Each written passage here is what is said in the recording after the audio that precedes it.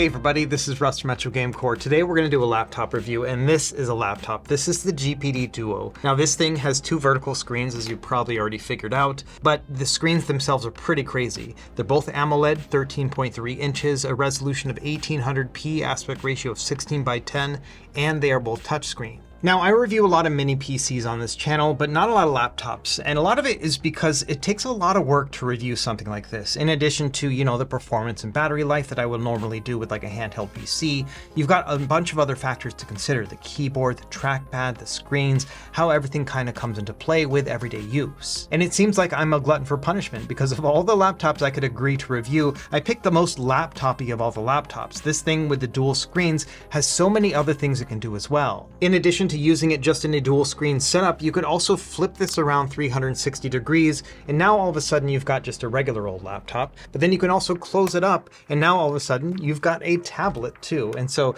there are many things that you can do with this laptop that you cannot with others. However, over the past month or so of testing the GPD Duo, I found something pretty interesting, and that is that yes, this thing can do things that other laptops cannot, but there are some laptop things that this doesn't do very well either. And so it leads me to think that the GPD Duo is almost too much laptop for most people, and that's what we're going to investigate in this video. As you can imagine, we've got a ton to unpack, so grab a snack and drink and let's go ahead and get started.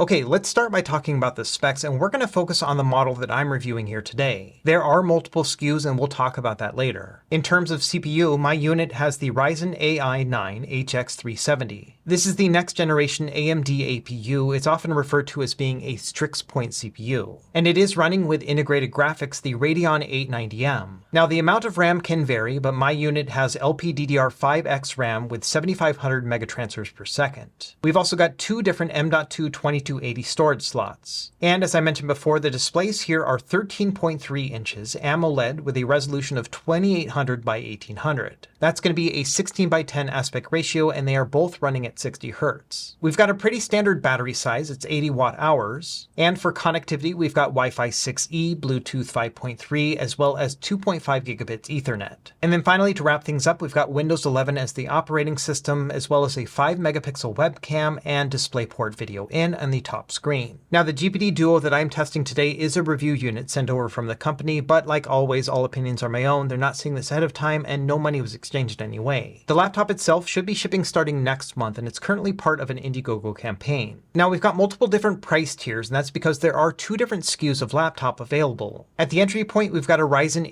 8840U. This one is last year's top-of-the-line mobile APU, and you can see that the price point is coming in at $1270. Of note, the RAM speeds are going to be slower on these models, 6400 megatransfers per second. Now, if you want to break into this year's Strix Point model, it is going to cost you about $400 more. For $1650, you're going to get that new APU as well as 32 gigs of RAM and a terabyte of storage. And at the higher end, we've got 64 gigs of RAM and 2 terabytes of storage. And of note, this is the one I'm reviewing, but I have a lower storage amount, only 512 gigs. Now, what I find most interesting is that the vast majority of pre-orders on Indiegogo have been for that high-spec $1,860 model. And I think that's a good position for GPD because, as I'll demonstrate throughout this video, I don't think this is a mainstream type of laptop at all. Instead, it's really for people who have a niche use case. So now I want to talk about some of the features in I/O that you will find with the GPD Duo. Let's start by taking a look at the right side. On the far end, we have a power button, which is also a fingerprint sensor. From there, we've got two USB-A 3.2 Gen 1 ports. And then finally, at the end, we've got one of two stereo speakers. After that, we've got a headphone microphone jack as well as an SD card slot. And of note, the SD card slot is UHS 2 bus interface as well as V90 class speeds. From there, we've got two USB-C ports. The one on the left is going to be USB 4, 40 gigabits per second. And then the one on the right is standard USB-C, 10 gigabits per second. And then finally, at the end, we have our other stereo speaker. Speaking of which, let's do a quick audio test. And we're going to start with Horizon Chase Turbo's theme song at 100% volume.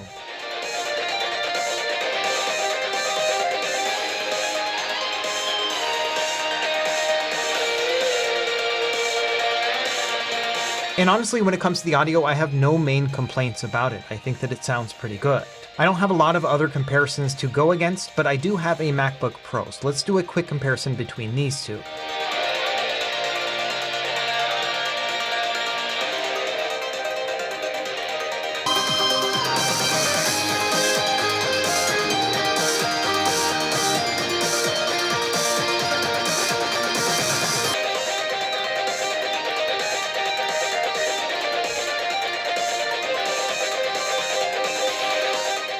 So if you were to ask me, I think that obviously the MacBook Pro just sounds a little bit more dynamic. I can hear the separation between the bass and the treble and the mid, but I would argue that in a vacuum, the GPD Duo sounds just fine. It's not going to blow me away, but I'd definitely watch a movie on it. Now attached to the upper screen, you can see we've got a bit of I/O here as well. The USB-C port here is for DisplayPort in, which means you can use it for an external monitor. And it also has physical buttons to control the brightness of this one screen. And so the way this works is that you can just kind of think of this as an external monitor on its own. So if you've got a phone or a tablet or something like the Steam Deck, anything that can give you DisplayPort out via USB-C, you should be able to use it here on this laptop. In fact, the laptop doesn't even need to be powered on because all the power for the monitor itself will be coming from the device. And so really this will be handy if you're in a pinch and you want to blow up your screen and you don't have an extra monitor with you. This GPD Duo can do the trick. Okay, looking at the back, on the far left, we've got a 2.5 gigabit Ethernet port. Now, I don't have a setup where I can actually test the 2.5 gigabits per second,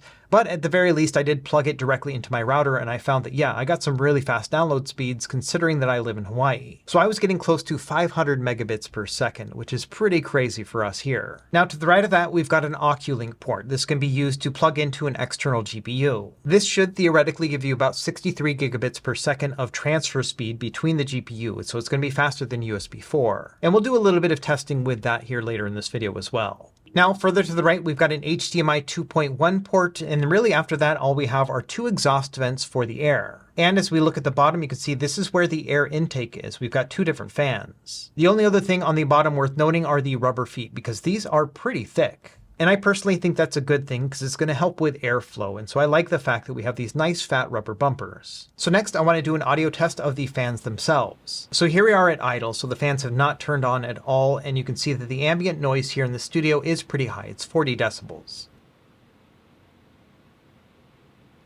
Now when running a benchmark like Cinebench, you can see here that it is going to kick in the fans, and it does get quite a bit louder, 55 decibels. In addition, with my review unit, I can hear that when the fans kick on, there's a bit of a coil whine too.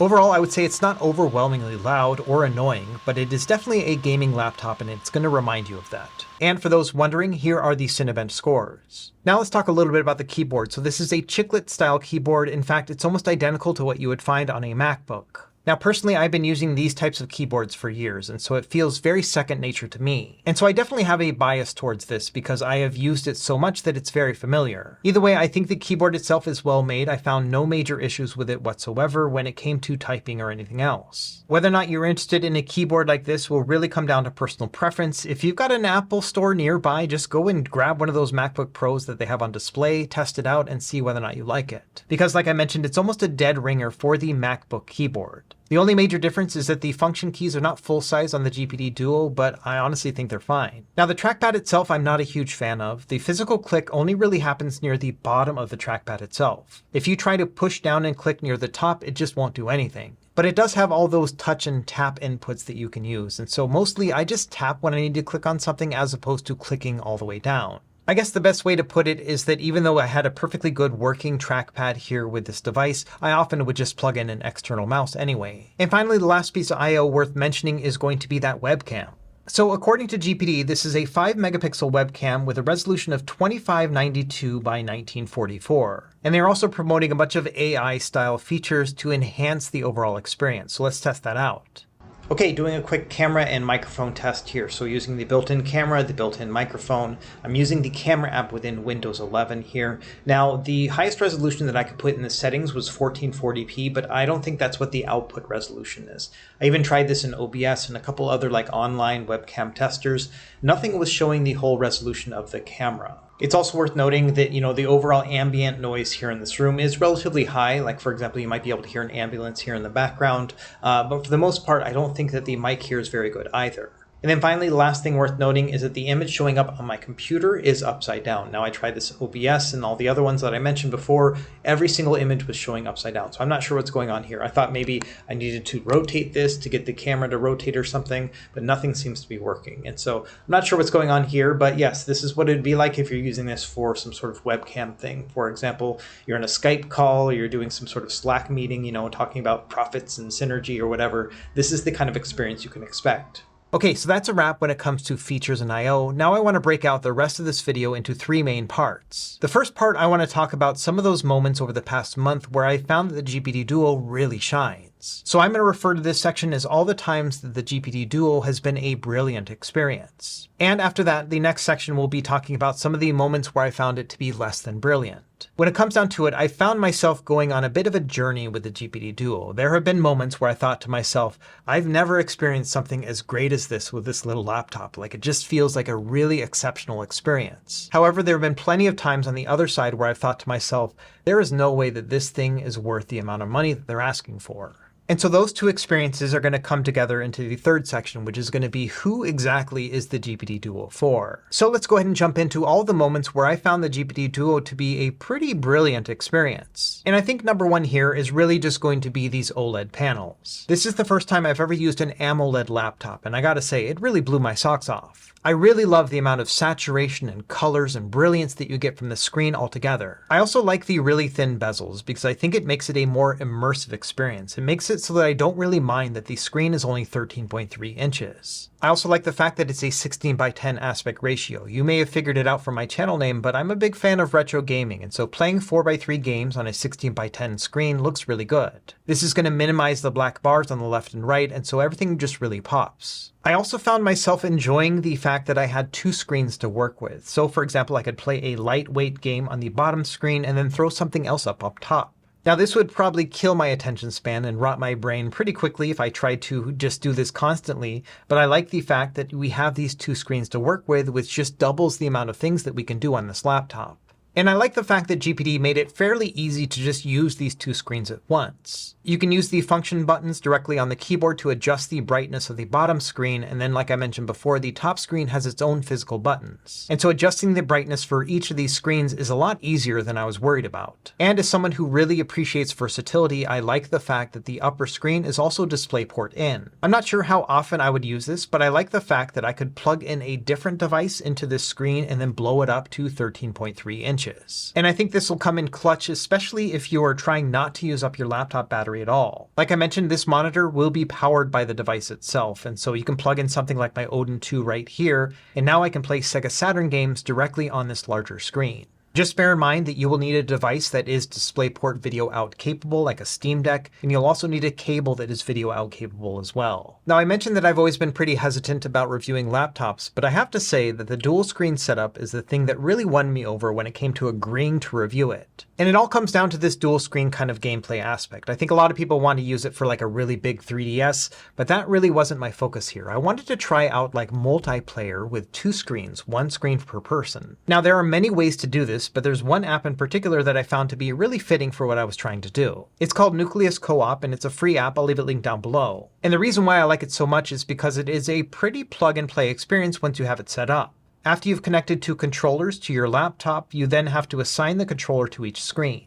There are a limited number of games that will actually work with it, but the most important one for me was going to be Halo Master Chief Collection. And once you've got this all synced up with your Steam copy of that game, you can launch it and it'll actually start up two different instances. And it'll take a couple minutes to actually get it set up. It's going to have to start up one version of Master Chief Collection and then it'll start up another. And like I mentioned, there are multiple ways that you can do this. In fact, there are mods that you can use with this game that'll actually just turn on multiplayer anyway. Either way, after a few minutes of setup on these two screens, it'll just start playing both of these games at once. From there, all you have to do is go into settings and then network, and then set both of the network settings from Wi-Fi over to LAN. At that point, those two instances of this game will find each other, and then you can match up and then go into a party. And from there, you could do some co-op, or you could do some deathmatch, whatever you wanted to do. Now, as soon as I got this set up, the first thing I did is I called my nephew, who just lives down the street. His name is Tanner, and he works as a photographer here in Hawaii, and he also has a YouTube channel. And I'm going to leave it linked down below. He doesn't know I'm doing this, but it'd be cool if you subscribed. Anyway, both Tanner and I are huge fans of Halo, and so I called him over and I said, hey,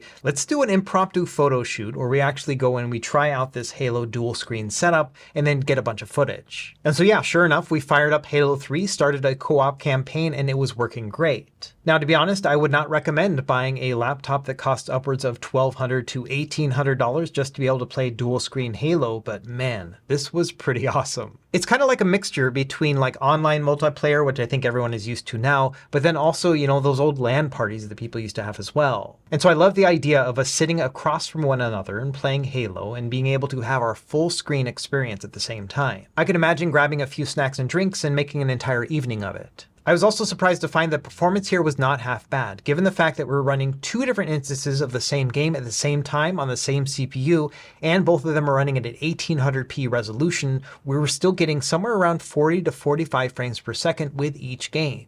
And that leads into the next thing that I found pretty brilliant about this device, and that's that new APU. I found the performance and the battery balance to be really good. And so that's what we'll focus on here for the next few minutes, but I do want to make a note that I just ran everything at the default settings. And that means it probably won't be an optimal experience when it comes to both the battery life, what we can squeeze out of it, but then also the amount of frames per second and performance as well. But for me, that's exactly what I'm looking for in a laptop. I want a console-like experience. I want to start up a game, maybe adjust a couple settings, and then just play the game and enjoy it. The last thing I want to do is figuring out whether or not I need to adjust the TDP or park cores or whatever it needs to happen in order to get those goals. Now, thankfully, we've got somebody else in the community who loves doing that stuff, and the Fox is working on his review of this laptop as well. It should be out any day now, and as soon as it does come out, I will leave it linked in the video description below. Either way, make sure you check out his channel if you haven't already, if you like doing deep dives when it comes to APUs. So here's how we're going to do things. I'm going to play games, and on the left, you'll see all the settings, and on the top right, you will see how many hours of performance I got on the battery. Bear in mind, this is all a calculation based on the overall power draw as I'm playing each game. I didn't play everything for 5 hours and 20 minutes like this Rugrats game. But it does give you an indication of how long you'll be able to play each of these games, and also on screen you'll be able to see other stats like frames per second. Now bear in mind, when I'm talking about default settings, that means the default native resolution of the display. So if the game supports running in 1800p, it will, otherwise it'll just use the max that it allows. Either way, as you can see with very lightweight titles,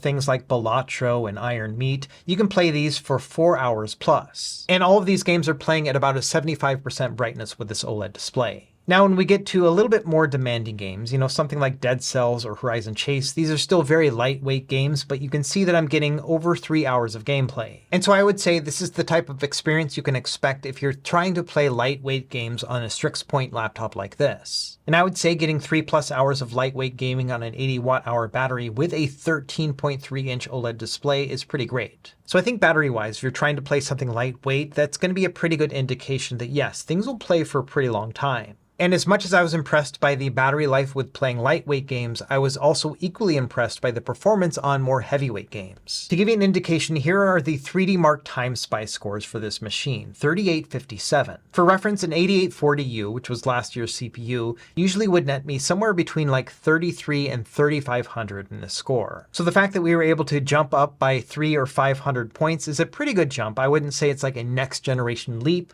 but it's still going to be improved performance. So for the performance section, what I did here is I actually plugged it into a video capture card so you could also see the graphical fidelity as I'm playing each of these games. Now generally when I test APUs, especially with mini PCs, I like to test them at a 1080p resolution. And because we're working with a 16:10 display, I decided to go with 1200p as my standard. That's going to be the same 1920 horizontal pixels as a 1080p display, but 1200, so it's going to be a little bit taller. And so that's why you're seeing some black bars on the left and right, is because I'm pushing that aspect ratio into a 16:9 input. So jumping into this gameplay here, I am trying to push the performance as opposed to the battery life. So I'm not even looking at the battery life, but I will have it in the top right. Instead, we're just trying to see how many frames per second we can get with this APU. When it comes to what I would call a heavyweight, lightweight game like Whisker Squadron Survivor, or maybe an Xbox 360 era game like BioShock Infinite, all these are playing well above 60 frames per second at pretty high settings. Moving into what I call former AAA titles, we'll start with Control. This one has to run at 1080p, it doesn't have a 1200p option. But here you can see that with low settings, we're getting well above 60 frames per second. A couple dips when there's a lot of things happening, but I still think this is a very smooth experience. Moving on, here is Doom Eternal, 1200p resolution with ultra settings turned on. And again, here I'm getting well above 60 frames per second almost all the time.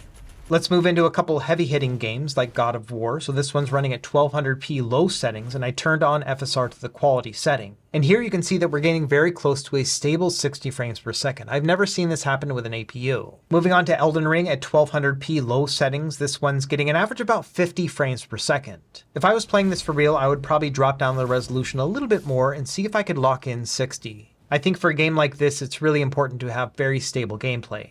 Moving on, we have Spider-Man running at 1200p low settings, and I did turn on FSR. Here I'm getting an average frame rate about 45 to 48 frames per second.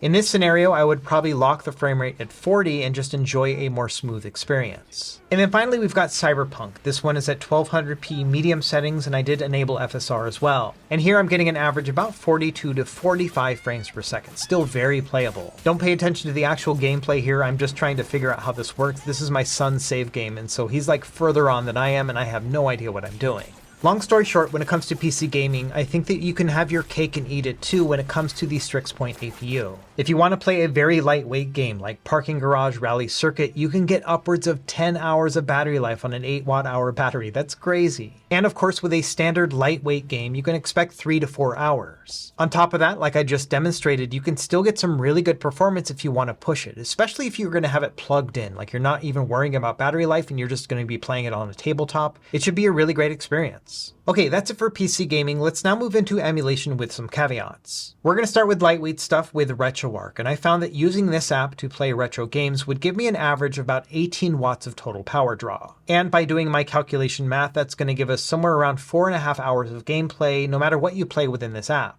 And like I mentioned before, these old retro systems, everything that's going to be 4x3 looks great on a 16x10 display. Even better is Game Boy Advance, which ran at a 3x2 aspect ratio, which is very close to 16x10, so it almost fills up the entire screen. It looks amazing.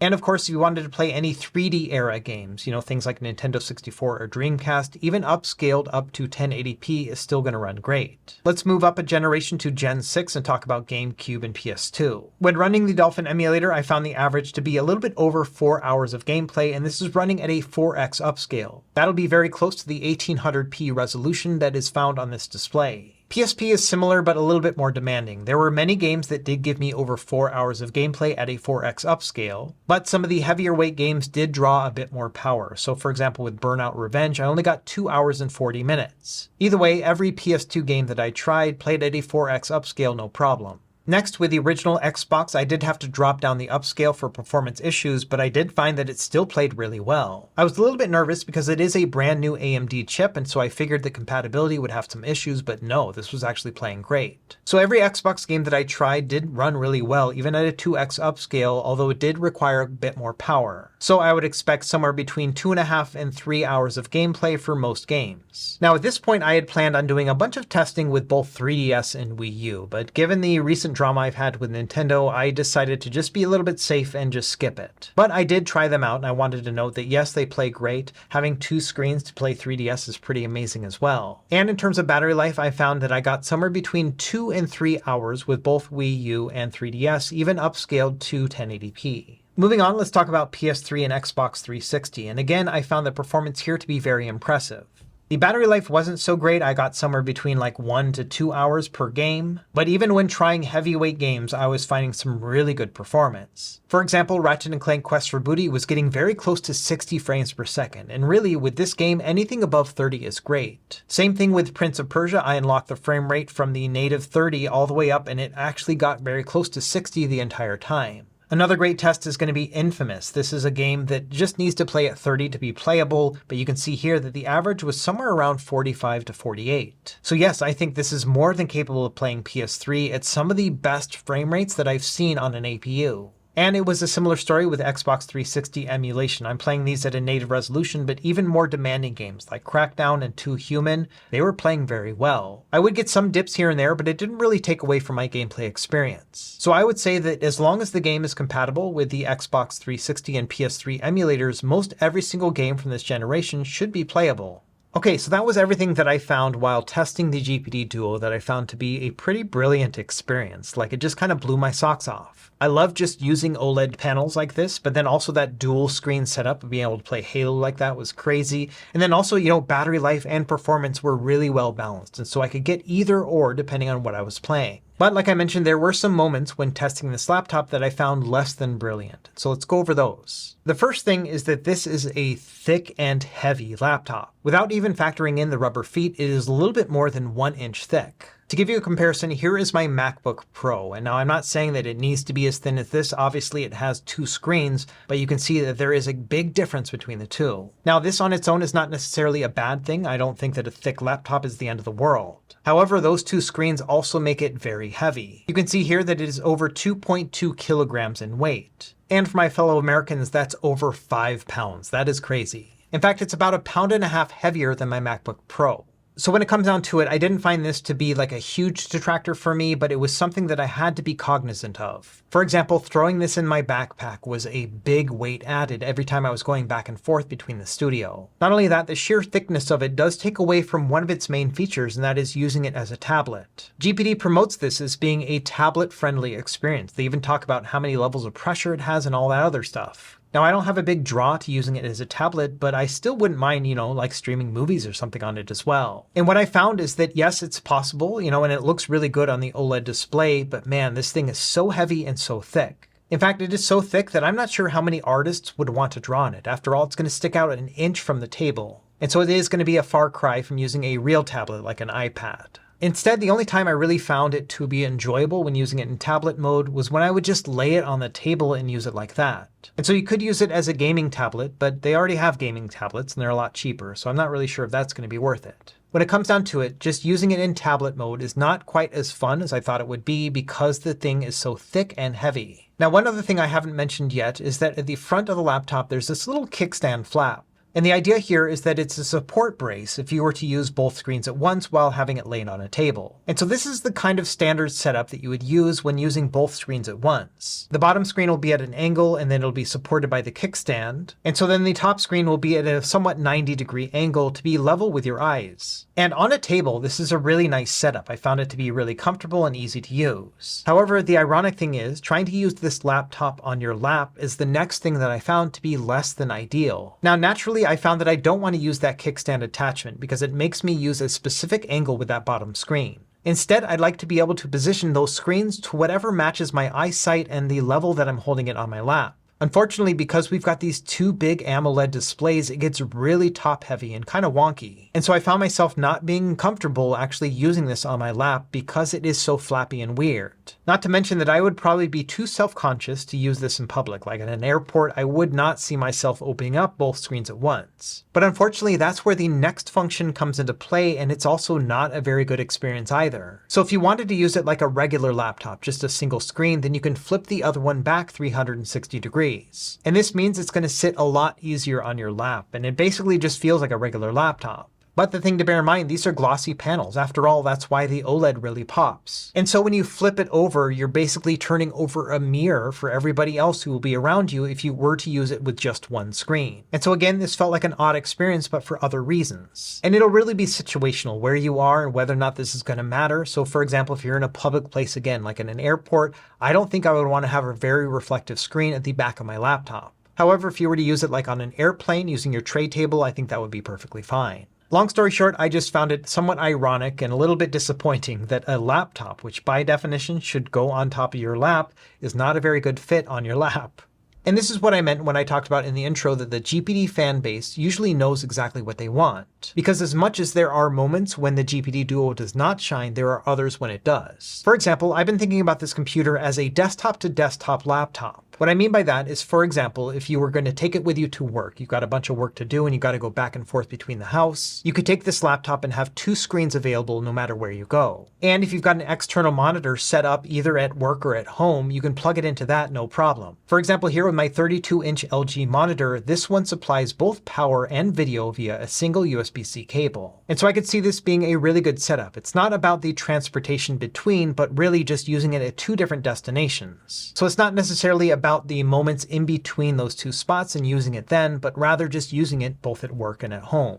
And when it comes to productivity, I did find this to be a very useful experience. So theoretically, you could write like a really important paper in your bottom screen, and then up top you would have all your research there. And so then you can cite all your resources at the same time that you're typing out everything that you need to. And I think that might be a very good use case for some people. In other words, even though the GPD Duo is a laptop, there are some conventional laptop things that it doesn't do very well, but it does shine a light on some of the other things that it really excels in. Okay, the last thing I have for this segment is that I found this with many other GPD devices, but this one in particular is that this one really encourages you to go down rabbit holes. Now, this could be a good or a bad thing depending on what you're looking for with a laptop. Let's start with the simplest example. There's a button on the keyboard that allows you to turn the second screen off. And it works just fine. You press F3, the screen goes off, you push it again, it'll come back on. However, the BIOS version that I have on my review unit has this weird scanline effect. And it only comes into play when I'm using a single screen. I'm going to show some footage right here of it going on and off, and hopefully you'll be able to see that effect. But essentially it makes it really hard to see, and it goes away after a few seconds, but it's still pretty annoying. Now GPD is aware of it and they've already got a solution for it, but it will require you to flash new BIOS. Now reflashing BIOS is not a big deal, but it does carry risk. If you were to have something bad happen, like I've happened before,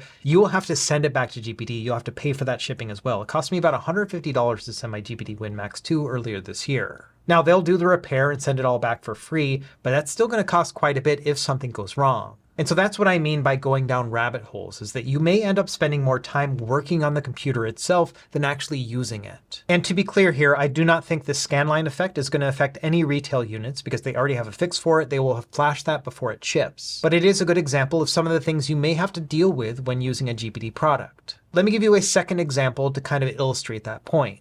Like I mentioned previously, on the back of the laptop there is an Oculink port. And it just so happens that GPD has an external GPU solution that uses Oculink. So ideally you could use the GPD G1 like I have, and you could plug it into this laptop and then have increased performance speeds. And sure enough, I was able to plug in my GPD G1 from last year and it worked just fine. In fact, as soon as I plugged it in, not having to mess with drivers or anything, I was able to recognize my GPD G1 GPU. But this is also where the rabbit hole started. So first thing I did is I booted up God of War using original settings on the native display on the device. Now this is not an ideal way to use the GPD G1. That means that the signal is going to have to go from the game to the GPU and then back to the game over that Oculink port. And so you're already going to have decreased bandwidth because of all that data going left and right. But I found the performance here to be way worse than expected. Running this at the native 1800p resolution on the screen, I was getting an average about 23 to 25 frames per second. To give you an idea of how bad that is, I switched over back to the APU, so I'm just using the integrated graphics, not the GPD G1 at all, but with those same settings. And so with the Radeon 890M, you can see here at 800p, same original settings, I'm getting about 5 frames per second higher than using the GPD G1. Now the GPD G1 is $600, and so you're paying about $600 to get worse performance than the onboard graphics. Now obviously something is going wrong here, and it probably has to do with drivers, but the thing is, as soon as I update the drivers, something else will break. And so that's exactly what I'm talking about when it comes to a rabbit hole. It's not going to be a plug and play experience. Now the best workaround for this is to not use an AMD eGPU, to use something from NVIDIA instead, but it just illustrates my point of how complex these things can get. And so unless you want to spend your time tinkering, this may become a less than ideal situation for you, where you spend more time wrestling with the computer than actually using it. And even trying to decrease the bandwidth by moving over the signal to an external monitor, this still did not give me the performance I was expecting. And I think this situation is a great metaphor for the GPD Duo on its own. If you're the type of person that sees this kind of situation and gets excited about it because it's something that you can test out and just kind of see whether or not you can fix it, then obviously that's probably going to be a good fit. But if you're watching this and maybe getting a little bit frustrated and thinking about all the troubleshooting and time that it would take, then maybe this wouldn't be a good fit. And that leads into the final segment of this video, and that is, who is the GPD Duo for? Now, first off, if you love dual screen Halo and money is no object for you when it comes to that experience, then sure, this will be a great fit. But I think for everybody else, it's going to come down to 4 different use cases where I think this device really shines. The first is going to be people who are focused more on productivity than a singular kind of gaming style focus. I think it's going to be more work than pleasure related. If you're trying to monitor things, like for example, you're running code, but then also working on something else, then that might be a good fit. And the second use case would be what I'm calling that desktop laptop scenario. So if you have a need to take that productivity work between both work and home, then this might be a great fit. it. Especially if you've got an external monitor setup, this can actually support 4 monitors at once. And then finally, I think the third place where this would really shine would be on an airplane. And so if you're already using it for productivity work, but you're also flying a lot, then I think this is going to work well. Like I mentioned earlier, you can flip over that second screen 360 degrees, and the reflectiveness of that screen is not really going to show up when you have it sitting on your tray table. And then finally, if you're the type of person who wants to maximize the usefulness of your tools, for example, you want to have those 2 screens, and you also don't mind tinkering around when something goes wrong, then this also might be a pretty good fit. Because as much work as I put over this past month in testing the GPD Duo, it also was kind of fun. And so when it comes down to it, I think that this is a good laptop for certain situations like the 4 I just mentioned, but it is not mainstream ready. And it is kind of ironic because you would think that with 2 screens, it would just double the amount of things that you can do with a laptop. But it turns out that having too much laptop is definitely a thing. In fact, because of having those 2 screens, there are some laptop functions that I think just are not worth it with the GPD Duo. For example, using this laptop on your lap is a supremely weird experience. And so when it comes down to it, like with most of my other videos, whether or not I recommend this device is going to depend on you and your own use case. If you are someone who's going to spend a lot of time doing productivity-minded tasks, but also want to relax with some gaming on the same laptop, then this is definitely going to be a good choice. It is an expensive laptop, but I wouldn't call it overpriced because everything that you are getting for it is really impressive. But to give you an indication of how I feel about it, after spending a month with the GPD Duo, it has really solidified my understanding of how I use laptops and what I'm looking for. And after my own experience, I think I would just be on the hunt for a single screen laptop that has an OLED display and a Strix Point APU if I can get it. Because I think that those things combined are really excellent, but I still really do treasure a lot of those laptopy things. So let me know what you think in the comments down below. Is the GPD Duo too much laptop or not enough laptop? I'm kind of interested to hear what you have to say. As always, thank you for watching. Be sure to like and subscribe if you found this helpful, and we will see you next time. Happy gaming.